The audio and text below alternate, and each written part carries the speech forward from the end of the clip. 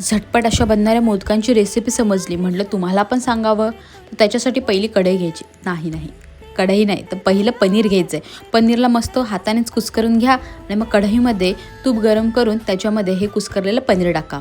पनीर टाकलं, थोडंसं ते मऊ होईल. त्याच्यानंतर आपल्याला कंडेन्स मिल्क टाकायचं आहे. त्यानंतर त्याला चांगलं मिक्स करत राहायचं आहे, जेणेकरून ते सुकं व्हावं. पण त्याच दरम्यान आपल्याला वेलचीची पूडसुद्धा टाकायची आहे आणि एवढं परतवायचं की जसं तुम्ही बघू शकता, जे ओलं सारण आहे ते आपल्याला सुकं करायचं आहे. आणि त्याच्यामध्ये केसर टाकायचं आहे. केसर घरात असेल तर टाका, नाही टाकलं तर काही हरकत नाही. मग सारण एकदम सुकं झालं की त्याला थंड करून घ्यायचं. त्यानंतर मोदक बनवायचे जे साचे मिळतात त्याच्यात हे सारण मस्त दाबून भरायचं.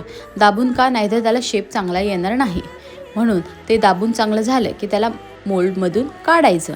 तर अशा प्रकारे एकदम झटपट बनणारे कलाकंद मोदक रेडी आहेत. तर तुम्ही देखील हे मोदक नक्की ट्राय करा आणि कसे वाटले हे कमेंट करून नक्की सांगा.